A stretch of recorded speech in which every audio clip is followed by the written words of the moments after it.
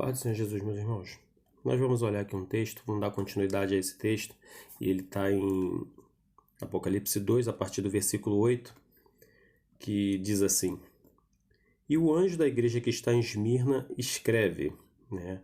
Lembrando que, como no vídeo anterior que nós fizemos aí a respeito da carta a Éfeso também, esse anjo aqui não tem nada de sobrenatural, ninguém voando, fazendo nada disso. Então esse anjo aqui, ele vem do grego ágilos, que quer dizer mensageiro, alguém que conduz. Então essa carta foi direcionada não espiritualmente, foi para alguém mesmo que estava responsável pela aquela tribo, aquela clã que estava ali centralizada em Esmirna, né?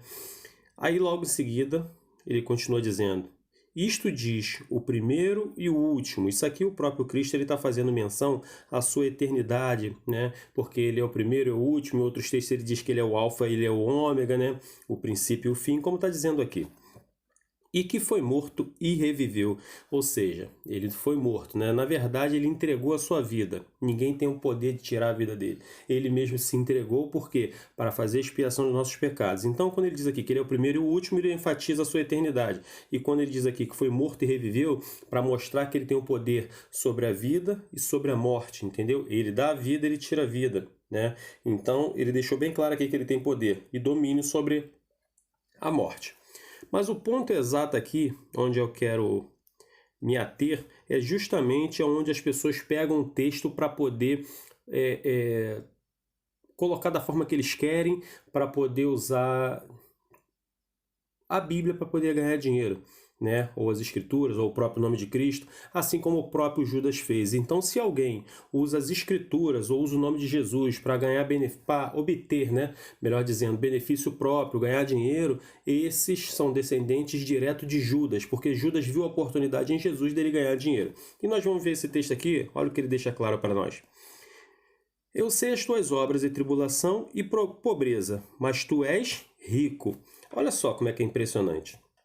Eu sei as tuas obras e tribulação. É sinal que o Senhor está sempre monitorando nossas ações, então nós temos que estar em constante contato com esse Senhor. E como é que nós temos o contato com esse Senhor? Fazendo uma ligação, telefone, WhatsApp? Não, é oração, é o que ele sugere aqui, entendeu? Mas ele está sempre de olho no que nós estamos fazendo e está prestando atenção em nossa tribulação. Mas nota aqui, ó, que ele diz, ó, eu sei as tuas obras e tribulação e pobreza, mas tu és rico. Olha que interessante aqui, como ele, embora a pessoa tá sendo mencionada aqui como pobre, né? No caso, essa igreja, essa clã, essa tribo, está sendo mencionada como pobre, ao mesmo tempo o Senhor vê ela como rica. Mas por que o Senhor vê como rica? Ó, aí nós podemos nos conduzir aqui em 2 Coríntios, capítulo 6, no versículo 10, diz assim, ó: Como contristados, mas sempre alegres, como pobres, mas enriquecendo a muitos. Olha só como é que ele fala: como pobres, mas enriquecendo a muitos, como nada tendo e possuindo tudo.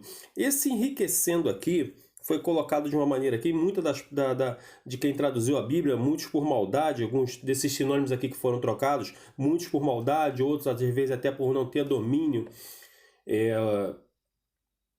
de quem traduzia, e outros, na verdade, também para poder dar base a esse enriquecimento ilícito que hoje as igrejas têm aí sem ajudar ninguém.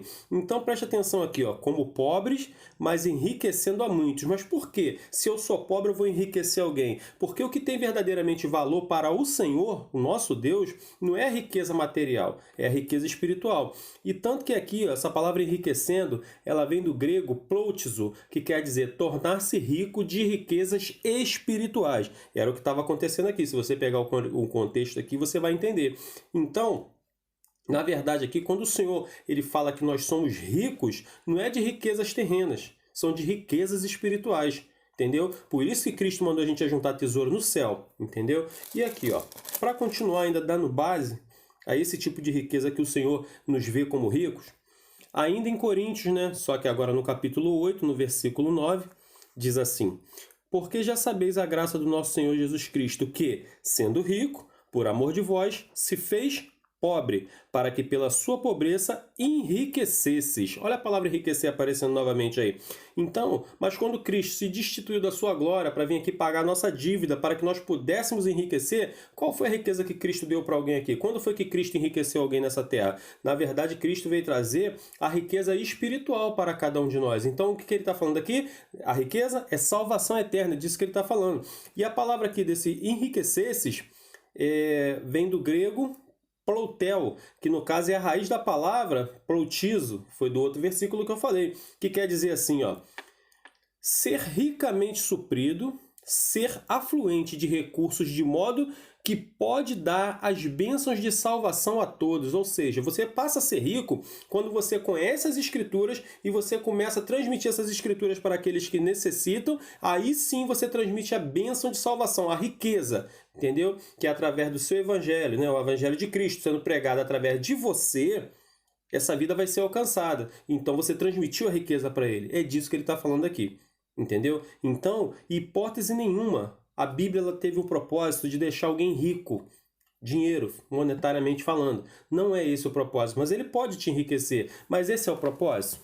Não. O propósito é cortar as amarras do pecado para que você venha ter uma chance de salvação. E ainda, em Lucas, olha que interessante, Lucas 12, a partir do versículo 21. Todo o contexto, né? Se você olhar, você vai ver que Jesus estava fazendo uma parábola do rico insensato. E olha o finalzinho dessa parábola aqui que ele diz. O próprio Cristo disse isso, ó.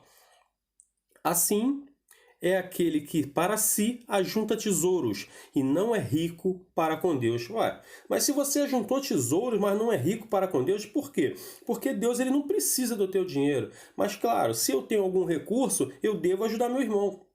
Eu devo ajudar aquele que necessita com os meus recursos financeiros terrenos. Devo ajudar? Sim, devo fazer isso. Mas isso não é critério de salvação, até porque Paulo padeceu várias necessidades. E quantas pessoas que Paulo ajudou na sua trajetória pregando o evangelho ainda ajuda até hoje com os escritos que ficou para nós aí, não é? Então aqui, ó.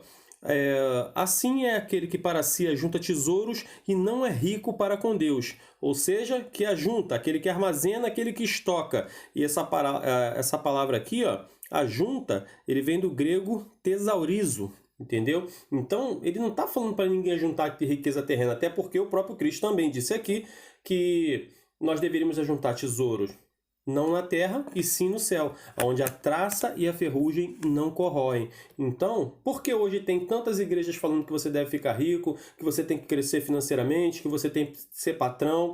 Porque quanto mais você se envolve com as coisas terrenas, mais você se afasta de Deus. Esse é o propósito da maioria aqui, entendeu? Muitos por maldade que se aproveitam da fé dos outros para poder ganhar dinheiro. Mas vamos lá. Voltando ao versículo 9 de Apocalipse 2. Eu sei as tuas obras e tribulação e pobreza, mas tu és rico. E a blasfêmia dos que se dizem judeus e não são, mas são a sinagoga de Satanás. Presta atenção aqui, ó. Antes de eu fechar esse versículo, a gente poderia aqui, ó, em Apocalipse 3, essa é a melhor parte que tem para você mostrar o que é verdadeiramente rico diante de Deus, ó. Riqueza, vamos falar de riqueza aqui. Apocalipse 3, a partir do versículo 17, que diz assim, ó. Como dizes, rico sou, e estou enriquecido, de nada tenho falta, mas não sabes que és um desgraçado, miserável, pobre, cego e nu. Agora me diz, como uma pessoa que é rica está enriquecida e de nada tem falta, mas aos olhos de Deus ela pode ser desgraçada, miserável, pobre, cego e nu? Então, o que ele está falando aqui? Aí vem, olha como é que vai se explicando. Ó. Aí no versículo 18 ele mostra: aconselho-te que de mim compres ouro provado no fogo, para que te enriqueças. Aí agora, olha o que é riqueza para Deus aqui. Ó. Enriqueças e vestes branca para que te vistas, e não apareça a vergonha da tua nudez. Aí, só para lembrar, vergonha da nudez nos remete diretamente lá para Adão e Eva, porque assim que eles pecaram, eles perceberam que estavam nus. Ou seja, o pecado deles entrou, a nudez apareceu. Então, é o que ele está falando aqui? Vestes brancas para que te vistas e não apareça a vergonha da tua nudez, e que unge os teus olhos com colírio para que vejas. Ou seja, visão espiritual que ele está falando. Entendeu? Então, aqui a gente já dá para ficar bem claro qual o tipo de riqueza que o Senhor estava falando, né? Mas vamos fechar o versículo 9 agora. Eu sei as tuas obras e tribulação e pobreza, mas tu és rico. É pobre perante aos olhos terrenos, mas perante a Deus tu és rico. E tu presta atenção que o Senhor não repreendeu esse povo aqui. Mas olha o que ele diz: e a blasfêmia dos que se dizem judeus e não são. O povo judeu, eles foram, quando as tribos, houve a divisão das tribos lá através de Salomão, naquela mancada que Salomão deu, logo após a morte dele, houve a divisão das tribos, 10 tribos para um lado, 2 para o outro, né? Então aquele povo judeu, eles ficaram responsáveis por mostrar como seria o verdadeiro modelo de adoração a Deus. Nós deveríamos olhar para eles e prestarmos atenção de como deveríamos ser. Mas esse projeto, olha quanto desandou. Entendeu? Ah, mas tem hoje muita gente aí que praticamente eles são antissemitas, entendeu? Só sabem dar pedrada em judeus. Sei lá, é um negócio que é bem complicado. Mas nós devemos prestar atenção que nós não podemos ter essa raiva de judeu, até porque o próprio Jesus Cristo era judeu. Então nós temos que prestar atenção e prestar para muitas das coisas que eles dizem, isso tem que dar para aplicar em nossas vidas, como por exemplo o casamento judaico. Quando você entende o casamento judaico, você entende toda a volta de Cristo indo e depois voltando para buscar o seu povo. Entendeu? Então, quando nós entendemos os costumes judaicos, muitos nos ajudam a compreender o que as escrituras estão falando. Então vamos lá. Esses eram os judeus. Aí ele diz aqui: e a blasfêmia dos que se dizem judeus e não o são, mas são a sinagoga de Satanás. Por quê? Nós somos casa espiritual. Agora você tem a escolha, como diz lá na carta de Pedro, que você é uma casa espiritual. Mas você tem a escolha de você decidir se você vai ser uma casa espiritual de Satanás ou uma casa espiritual do Espírito Santo de Deus. Mas de qualquer forma você vai ser uma casa espiritual. Agora, quem vai habitar nessa casa aqui é você. Você é o templo do Espírito Santo de Deus. Mas, se você não fizer por onde que ele habite em você, quem vai habitar vai ser um demônio. Isso é fato, não tem para onde correr. Aí ele diz aqui, ó: mas são a sinagoga de Satanás. Ou seja, aqui deixa bem claro que o templo, na verdade, é o teu corpo. Então, esses que blasfemavam com seu jeito de agir de forma errônea, eles passavam a ser a sinagoga de Satanás. Eles próprios, não era um templo, uma construção de Satanás. Eles mesmos eram a própria sinagoga de Satanás, mostrando que é a casa espiritual. Aí vem o versículo 10. Nada temas das coisas que hás de padecer, e eis que o diabo lançará alguns de vós na prisão, para que sejais tentados, e tereis uma tribulação de 10 dias. Ser fiel até a morte, dar-te-ei a coroa da vida. Preste atenção. Não temas as coisas que há de padecer. Então, quando Cristo nos chamou através do seu evangelho, ele, em maneira nenhuma, como eles dizem aí, para de sofrer, você tem que ser rico. Não. O Senhor não falou que nós seríamos aqui livres de todos os problemas. Não. Cristo não veio à terra para isso. Pelo contrário, ele deixa bem claro: vai me seguir? Você vai ter problema, vai ter aflição, mas tem de bom ânimo. Está lá, está escrito isso. João 16, 33, está escrito. Então, ele sempre deixou claro, ele não mentiu para ninguém que nós teríamos problemas, que nós seríamos tentados, que nós seríamos perseguidos. E detalhe, quem persegue não é Deus, é o diabo. Ele persegue para poder provar a tua fé. Aí deixa bem claro aqui, ó: para que sejais tentados e tereis uma tribulação de 10 dias. Ó, então, ele deixa claro aqui que a tribulação, a tua perturbação, ela vai ter um início e ela vai ter um fim também. E esses 10 dias, necessariamente, não representa que vai ser 10 dias exatos, mas ele está indicando aqui uma ação temporal a qual vai começar e ela vai ter um início e ela vai ter um fim. Só isso que você precisa compreender. Então, nem tudo na Bíblia aqui é literal. Algumas coisas são, mas outras aqui são metafóricas, são parábolas, né? Como, por exemplo, não matarás. Aí, nesse caso, é literal. Amarás o teu próximo como a ti mesmo. Aí é literal, entendeu? Amarás o teu Deus acima de todas as coisas. Aí é literal. Ao pé da letra, literalmente, entendeu? Então, vamos lá. Ser fiel até a morte, dar-te-ei a coroa da vida. Entendeu? Inclusive tem até um hino que eles cantam aí, né? Um hino não, uma música gospel. Eu não procuro por coroas ou pelas águas da fonte. Ó, engraçado que ele fala que não procura por coroa, né? E aqui o Senhor fala que dar-te-ei a coroa da vida. Aí nós vamos aqui, ó, vamos em Tiago 1,12, ó. Vamos dar um pulinho aqui em Tiago 1,12. Olha o que diz Tiago 1,12. Bem-aventurado o varão que sofre a tentação. Ó, a mesma tentação que ele falou aqui, ó, no versículo 10. Ó. Bem-aventurado o varão que sofre a tentação, porque quando for provado, receberá a coroa da vida, a qual o Senhor tem prometido aos que o amam.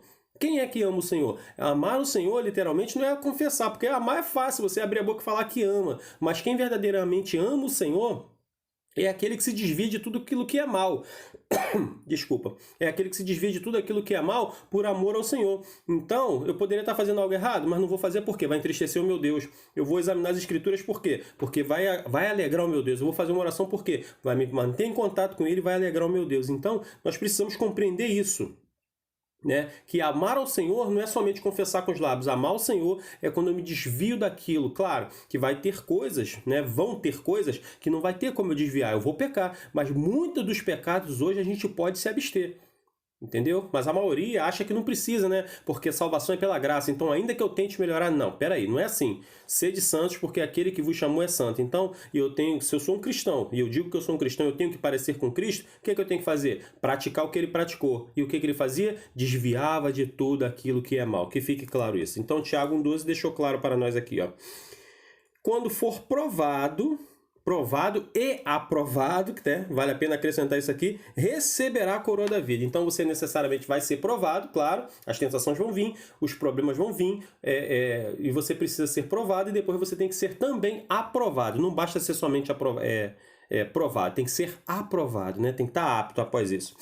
Aí vem o versículo 11 que diz assim, ó, quem tem ouvidos ouça o que o Espírito diz às igrejas. Olha que interessante aqui. Lembrando que o ouça aqui não é ouvir, né, literalmente aqui com o ouvido, não. Esse ouvir é a faculdade de perceber com a mente, ou seja, você tem que ouvir com sua mente e entender. É disso que ele está falando, ou seja, entendo o que o Espírito diz às igrejas. E como é que a gente tem que entender? Quando a gente empenha o nosso coração em buscar, como diz lá em Provérbios 2, quando você empenha seu coração em buscar conhecimento da parte de Deus, como assim você busca o ouro, a prata, aí então o Senhor vai te dar essa sabedoria que você precisa. Como também diz no livro de Tiago que a gente leu agora aqui. Quer sabedoria? Peça a Deus, que dá a todos deliberadamente, sem lançar em rosto, não é o que está dizendo lá? Então, hoje o povo está faltando sabedoria, ciência, por quê? Porque não busca como deveria.